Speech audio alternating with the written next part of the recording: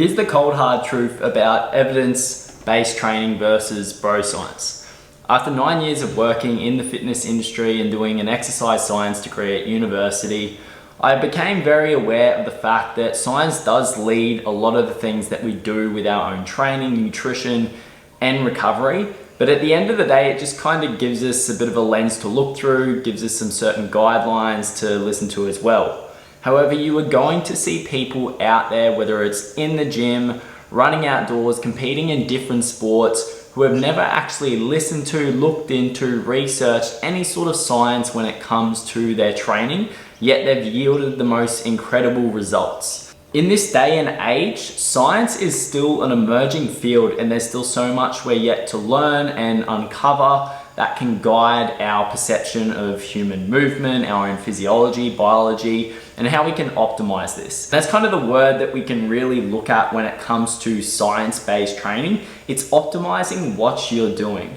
And at the end of the day, any sort of scientific research that they're doing on exercise, sports, or nutrition is basically just finding a way that we can optimize performance and make sure we don't fuck ourselves up in the process. You may have friends, family members, or you know that person at the gym or whatever sport you're participating in that is just a natural freak at what they do.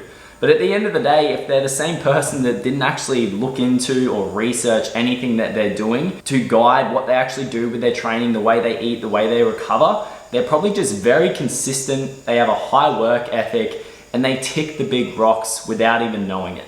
So in regards to the training that they do, they're doing this consistently, frequently, over time. However, this doesn't mean that they're not recovering well. This could also be someone who just gets really good quality sleep quite frequently throughout the week. When it comes to their nutrition, believe it or not, some people don't actually struggle to eat a good amount of food to support their training, and they don't struggle to eat clean. They just kind of see it as their normal. They're not worried about how many grams of protein per kilogram of body weight that they're actually eating. They're not worried about their fiber intake and how many calories they're consuming. They actually just work off their own intuition. If they start to train more or train less, they eat more or they eat less. And when it comes to their recovery, they're not looking for saunas, ice plunges, or wearing Normatec boots to boost up their recovery. They're just having some relaxing times throughout the day. They're having chill times, connecting with mates and family on the weekend, and they're getting good quality sleep. So I just wanted to touch on this in this video today, because realistically, when we look at evidence-informed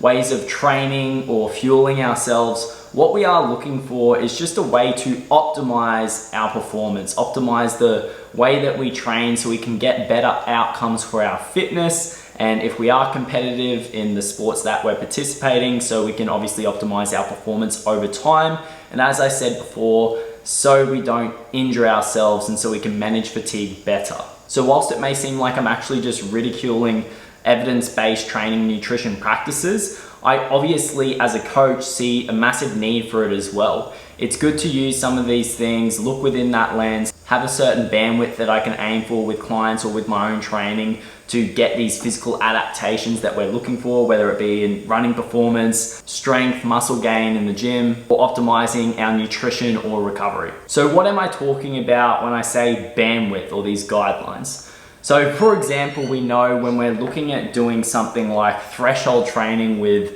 running, there's guidelines out there that may say you need 20 to 40 minutes of exposure, working at this certain intensity, which could be like 85 to 90, 95% of your max heart rate, whatever it may be specifically. And we can break up this time using intervals so we can actually achieve that time of exposure. And when it comes to strength training for muscle or strength development, this is where we have guidelines for how many sets we could do. So it could be 2 to 5 sets. If we're looking for hypertrophy, this could be 5 to 30 plus reps. If we're looking for maximal strength, this is usually going to be 1 to 5, maybe 6 reps. And for both, we're looking at a certain level of intensity. So with hypertrophy training, you can train till failure, or you could work between 2 to 4 reps in reserve. When it comes to strength training, we can prescribe our strength training using Prilepin's chart, which is something where you look at your 1 rep max and you're working off a certain percentage based off that, or you could use reps in reserve. You could use RPE, a scale of 1 to 10, reps in reserve obviously being reps left in the tank if you hadn't heard of that term before.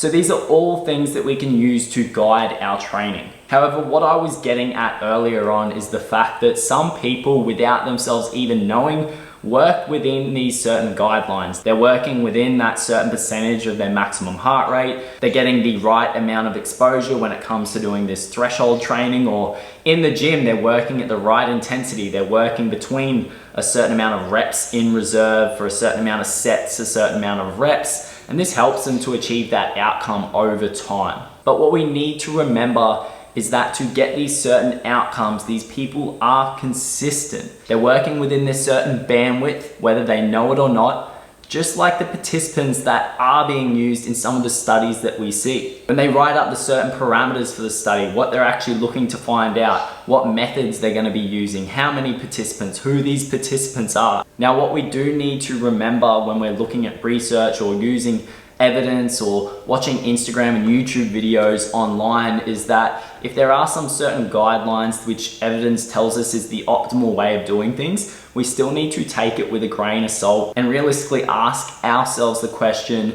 will this fit my own routine and my lifestyle? Given the fact that they may not necessarily be doing this research on people who are living the same lifestyle that you are. They haven't got as busy of a job as you have, especially if they're uni students that they're doing studies on. Maybe they're athletes, they do this sort of thing for a living. So we've always got to be able to take research, evidence-informed training, nutrition with a grain of salt and apply it to ourselves. You just need to remember that what can be done consistently and sustainably over time is going to be the best thing that can get results. So when it comes to a training program, you can have the most evidence-informed program out there. However, if you're only doing 2 of the 4 or 5 days in a week, you're not going to be reaping all the benefits from that program. Or if it's just that complex that you don't wind up doing it at all, and maybe this hinders your motivation to get into the gym because you always feel like you're getting things wrong and you're getting frustrated with yourself, well, you're probably better off just simplifying it, take a minimalist approach and doing that consistently to get a better outcome over time. So in summary, the main message I want to get across as a takeaway from this video is that evidence-based training, nutrition, or recovery practices can help give us a certain lens to look through to optimize the outcomes or the performance benefits that we see from training through our nutrition and recovery. However, we need to understand how to apply it to our own life, and also that we just can't do everything out there. We've got to be realistic with what we can do so we can do it consistently and sustainably over time, because that's going to be the thing that gets us the best result at the end of the day. And just remember, there's people out there who have never looked at any research or used it or used a coach to inform their training. And whilst they may get good results without doing that, there's a good chance that they are hitting some of these parameters. They're working within this bandwidth without even knowing. So to end things today, if you are someone who wants more structure with your training or your nutrition, you want a bit of evidence backing with that, or you just want to understand a little bit more about training, nutrition, recovery, the whys, the whats, the hows, feel free to drop a comment below or strike up a conversation with me on Instagram. You can DM me at Coach Michael Stone.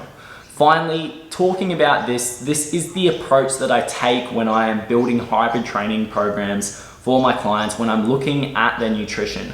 I am thinking, how can I optimize this for the person so they get the best result? But at the same time, I'm also thinking, what's really practical for this person? Are they someone who can actually stick to this training plan, do these exercises, work at this level of intensity? Can they recover from this training? Are they someone at a point where they understand how to hit a certain caloric amount consistently and hit a protein target, or do they just need a base foundation? So if you're interested in getting more structure and a bit more knowledge behind the training that you're doing, or your nutrition approach, or you want to approach your recovery better in itself, I've just launched the Forge program for men, which is an online coaching program which incorporates hybrid training, flexible nutrition strategies, as well as mindset and mindfulness work, all in the aims to help you build a leaner, stronger, and more endurable body, whilst forging more mental resilience and self-confidence. I'll drop a link below with an application form for the Forge. And if you're interested, feel free to fill that out. Otherwise, DM me Forge on Instagram and we'll organize a call so I can talk to you about your challenges, what you want to achieve, with a program like this, as well as just running through with what is actually involved in the program. As I talked about, there is this hybrid training component, and I've talked about how I like to approach it, how I see it through my own lens, and we can discuss how that applies to you a little more. Let me know what you think of the video today, guys. It was a little bit different than the other weeks, but obviously I am a personal trainer, I'm a sports nutritionist, so I do talk about the training and nutrition side of things too. I'm not just gonna delve into the mindset and mental health side of things for men, because I think we need that holistic approach. So until next time, guys, enjoy your week. I'll chat to you soon. See you then.